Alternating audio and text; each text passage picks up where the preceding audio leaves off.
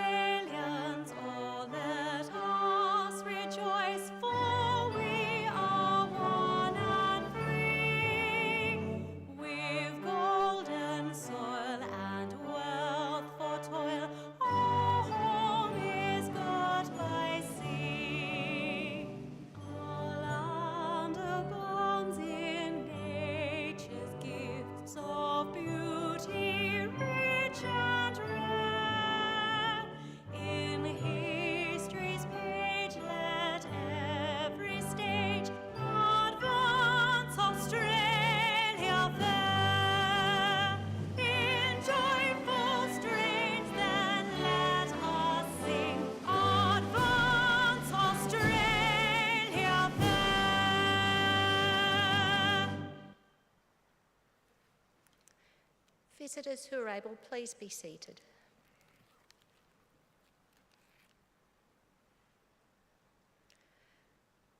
The Australian War Memorial was the vision of Charles Bean, Australia's First World War official historian.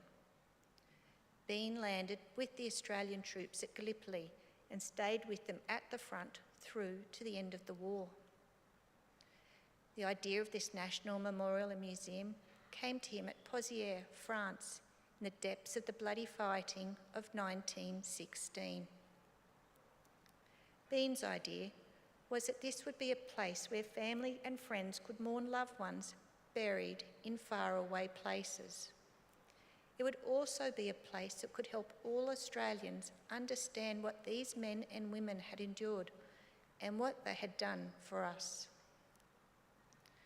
Bean's vision, to which we remain true, is best expressed as inscribed at the entrance to the memorial's galleries. Here is their spirit, in the heart of the land they loved, and here we guard the record which they themselves made. Tonight we will read the story behind just one of those on the Roll of Honour, which lists the names of more than 103,000 men and women who've given their lives for us in war and on operations for more than a century. But first we present a lament, Flowers of the Forest. Wreaths or floral tributes will now be laid at the base of the pool of reflection.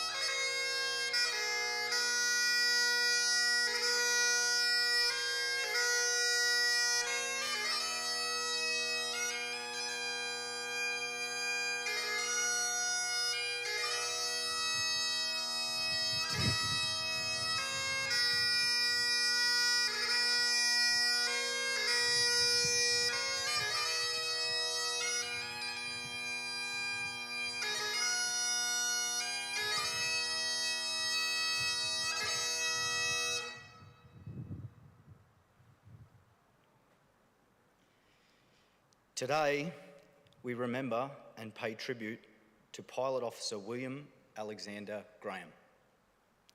William Graham was born in the Sydney suburb of Drummoyne on the 25th of February 1919, the youngest son of two sons born to John Graham and Eugenia Gorton.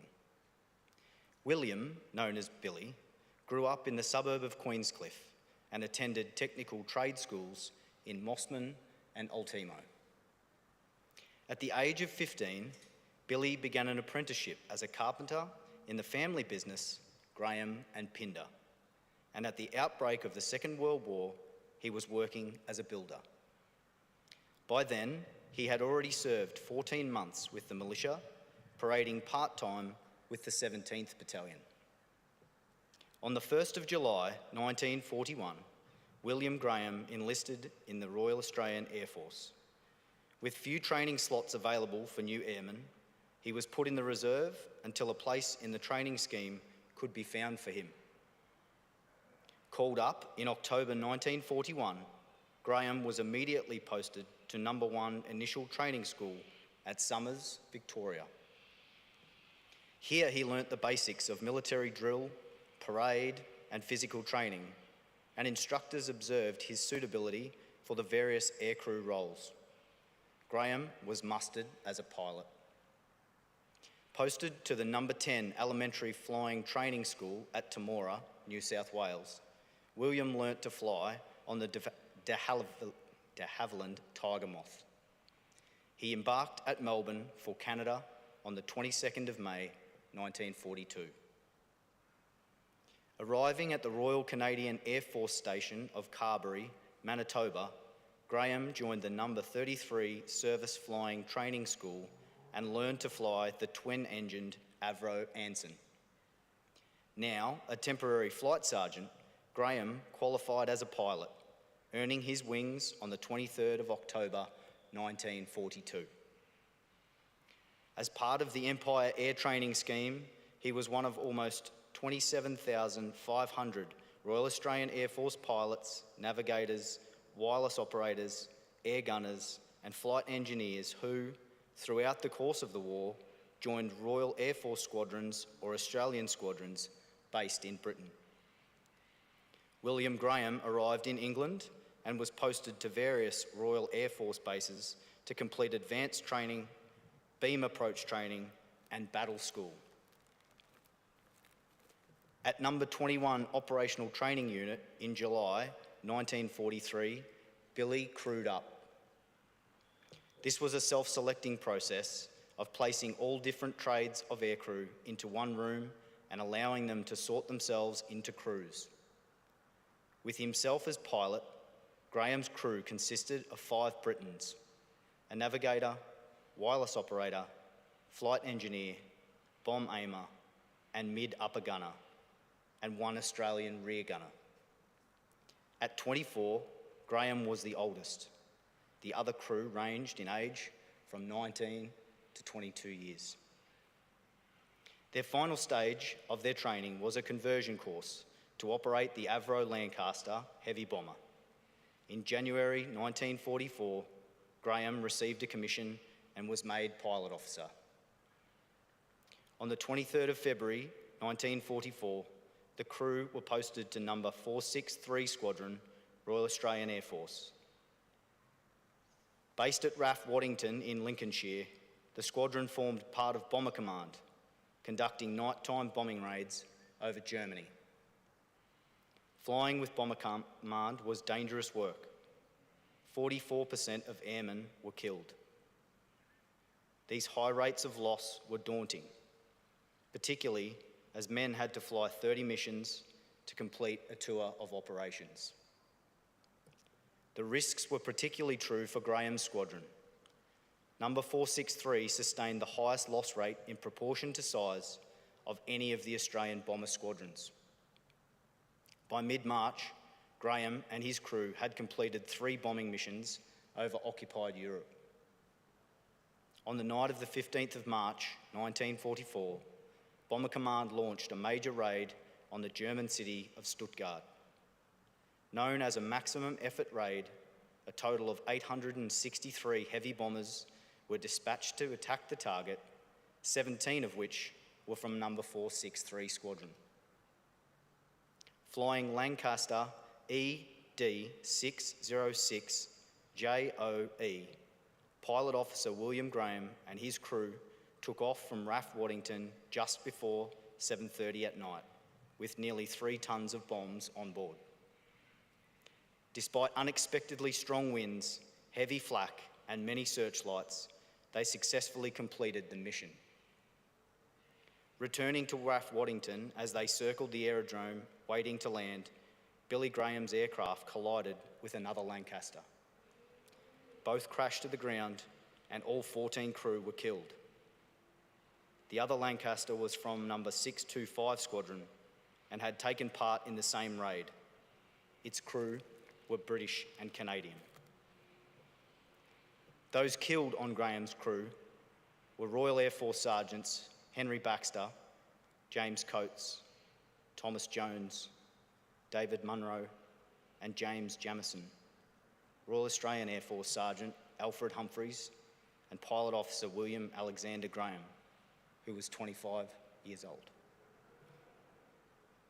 William Graham was buried at the Cambridge City Cemetery under the inscription that his family chose, "You shall be remembered." His name is listed on the Roll of Honour on my left, amongst almost 40,000 Australians who died while serving in the Second World War. His photograph is displayed today by the Pool of Reflection. This is but one of the many stories of service and sacrifice told here at the Australian War Memorial.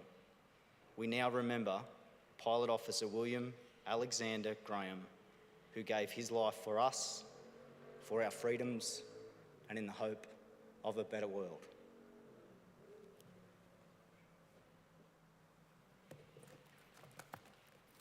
Please stand for the reading of the Ode and sounding of the last post.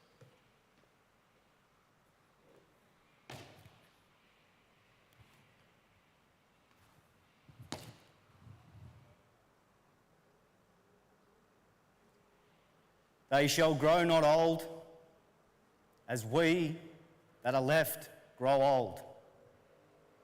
Age shall not weary them, nor the years condemn. At the going down of the sun and in the morning, we will remember them. We will remember them.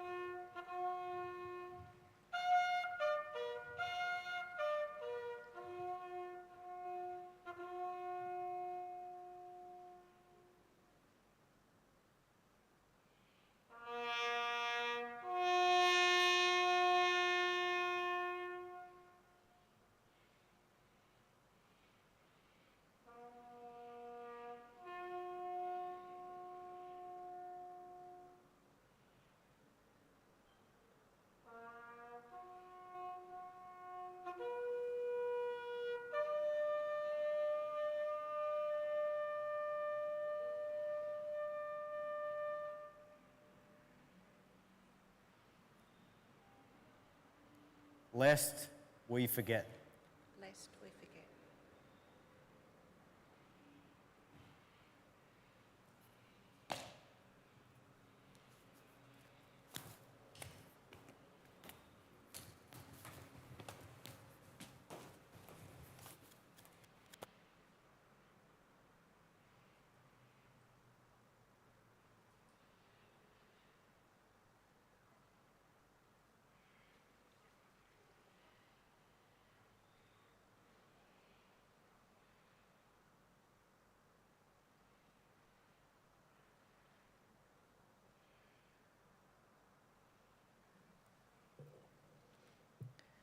We leave you this evening with the words of the memorial's founder, Charles Bean.